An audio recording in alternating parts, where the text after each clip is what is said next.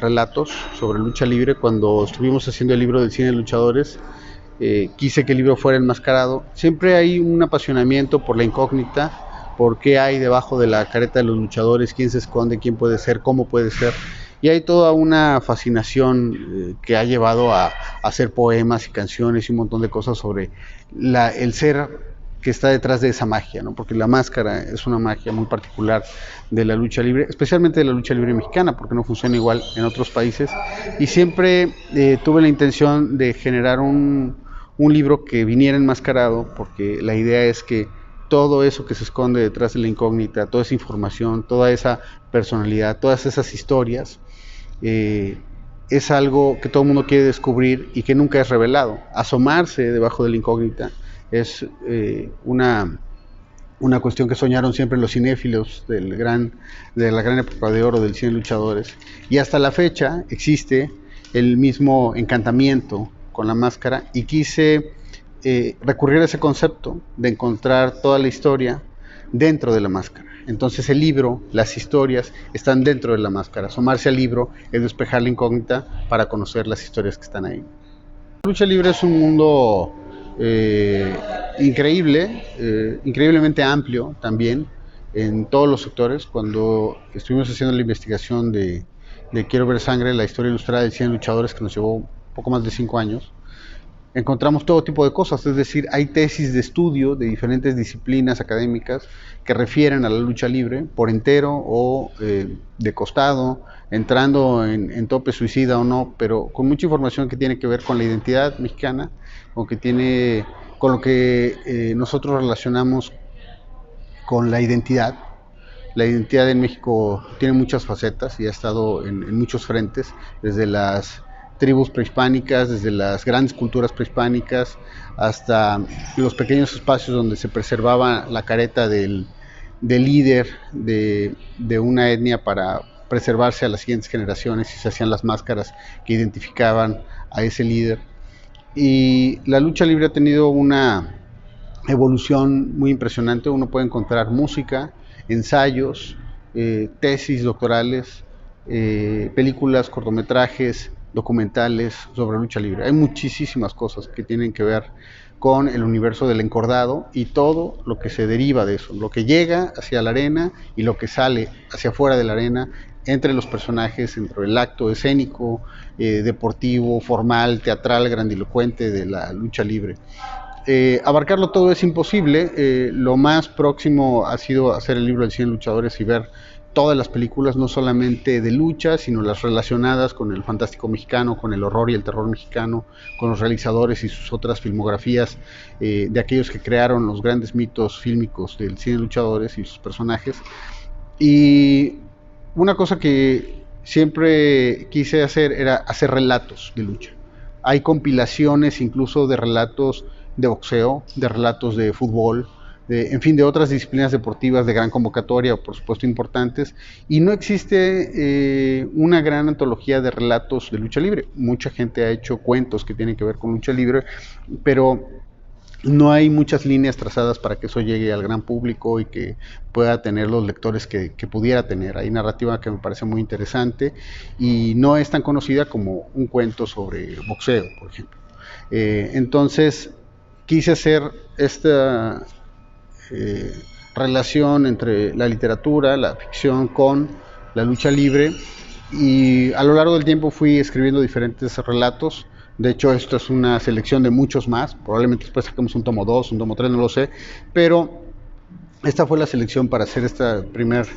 El cine de luchadores esencialmente habría que dividirlo por épocas, es decir, a pesar de que hay una primera película formal que tiene ya una escena de lucha libre, que es Padre de Más de Cuatro, de Robert Quigley, de 1938, el cine de luchadores formalmente empieza en 1952 con 4 largometrajes. A partir de ahí hay que ver las diferentes épocas, dónde estaba parado el cine mexicano entonces, cuál era su mercado, qué tan favorecido era por la exhibición doméstica, que ese es el gran éxito de la época de oro. Se exportan muchas películas, sí, pero las películas funcionan con los cinéfilos mexicanos, es decir, el público mexicano va a ver su cine, algo que ahora es increíblemente complejo y difícil.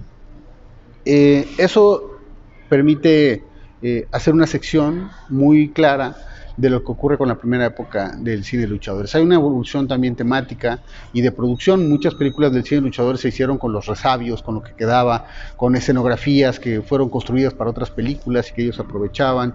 Eran películas en general de bajo presupuesto, con pocos recursos. Muchas primeras figuras del cine de luchadores empezaron ahí, pero cuando todavía no eran primeras figuras, etcétera. Sin embargo, muchos de los estelaristas del cine del cuadrilátero sí venían de ser estrellas en las arenas. Es decir, el Santo fue primero figura en el mundo de la lucha antes de ser estrella del cine. Después hay un boom donde hay muchísimos luchadores que se crean para el cine, o bien que como el Santo, como Blue Demon, pasaron del encordado a la pantalla cinematográfica.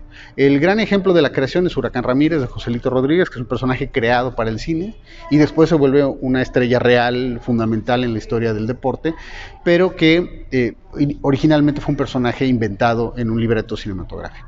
Luego hay una caída en la industria, hay una caída en el éxito, y entonces se tiene que recurrir a otras fórmulas o tratar de crear otras fórmulas, y mucho de lo que pasa es que empiezan a hacerse equipos. Ya no es un luchador, ya son dos. Surgen los Campeones Justicieros de Federico Curiel, de producción de Rogelio Gara Sánchez en 1971, que es donde debuta Tinieblas, y entonces ya son un grupo de luchadores. Ya es como una Liga de la Justicia, ¿no?, heroica, la que enfrenta a los villanos y todo eso. Y también hay una evolución en el estatus de los luchadores. Es decir, al principio el Santo no usaba suéteres de cuello de tortuga y sacos. Hay un desarrollo en cómo vamos a presentar a los personajes y cómo hacer que el público los siga favoreciendo. Hay muchas cosas donde se repiten las fórmulas, que es lo mismo que le pasó a la comedia ranchera. Es decir, las tramas son muy similares. De Allá en el Rancho Grande, que inaugura formalmente la comedia ranchera, la película de Fernando de Fuentes, de ahí para adelante hay mucha repetición de esa misma fórmula, que es algo que viene más o menos desde Que Viva México, de Eisenstein. Es decir, la chica pueblerina en apuros, el hombre gallardo que la auxilia, el villano que es el hacendado que maltrata a los demás, hay un eje redentor, heroico. Pasa lo mismo con el cine de luchadores, se repiten una serie de fórmulas, los villanos se vuelven prototipo, lo cual no hay mucho que reclamar en cuanto al tipo de cine que se estaba haciendo. Cumplen con un género, pasa también con el género del cómic pasado al cine, y muchos de los luchadores tuvieron sus cómics también. Pero entonces hay que ver el cine de luchadores por épocas. ¿Qué estaba pasando en el cine mexicano con el público en ese momento? Dicen, es que ¿por qué no se hacen películas como las del Santo? No estoy seguro que la gente, el público actual, se prendiera y se emocionara con una película si estuviera estructurada narrativamente como se hacían las del Santo, porque el público ha cambiado, porque la dinámica, porque la interacción, porque la forma de entender el entretenimiento hacia la pantalla cinematográfica es muy diferente con un chico de 13 años a como era el público de hace 30, completamente diferente. O sea, el cine que, el público que forma las grandes figuras de la época de oro del cine mexicano y la posterior, la inmediata posterior, que es donde entra el cine de luchadores. El cine de luchadores empieza en 52 y la época de oro formalmente termina en 57, es decir, cuando muere Pedro Infante. La muerte de Pedro Infante le pone acta de función a la época de oro, más o menos. Entonces, el cine de luchadores tiene diferentes épocas. Ahora se sigue haciendo cine de luchadores, y creo que nunca dejará de hacerse, pero ya no hay toda una maquinaria, ya no hay toda una industria, ya no hay un sector de los estudios haciendo esas que eran las producciones B, es decir, de bajo presupuesto, pero que a veces pagaban las películas importantes que iban a los festivales, y se hace sobre todo ahora en el video home. La existencia del formato digital ha abaratado los costos y ha permitido que gente que no podría acceder a una producción de 35 milímetros costosísima para hacer una película de luchadores, ahora la hace en video. Y hay que entender los factores de ahora contra los factores de entonces. Creo que también hay momentos irrepetibles, ¿no? Es decir, lo que pasaba en las arenas, lo que pasaba con la lucha libre en los años 50, en los 60, en los 70, es diferente a lo que pasa ahora. Yo sí creo que se puede seguir haciendo buen cine de luchadores, pero hay que entender que la dinámica del entretenimiento es otra. Yo creo que Blue Demon es una figura increíblemente importante en la lucha libre y en el cine mexicano y en la cultura popular mexicana. Entonces sí me sorprendió cómo se dio, porque las películas de Blue Demon siguen pasando.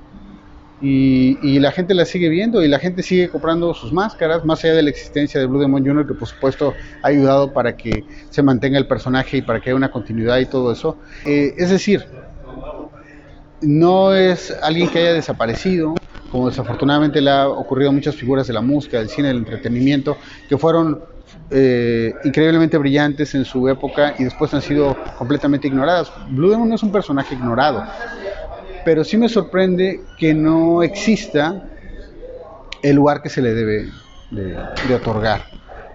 Yo no sé si tiene que ver con las iniciativas familiares, con derechos comerciales, con una cuestión de iniciativa de instituciones donde no están ocurriendo las cosas.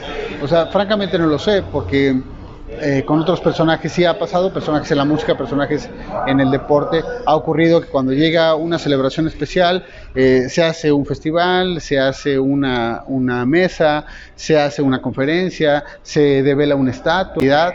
Yo creo que lo merece. Yo tuve la gran fortuna, la gran suerte de conocerlo, de hablar con él más de una vez, pero tuve oportunidad de platicar con él y era muy curioso cómo contaba algunas anécdotas y además pude tratar con él en un espacio histórico, porque incluso me saqué unas fotos en el escenario, en el ring de la Arena México. Entonces me parece que no ha tenido el eco que debería de tener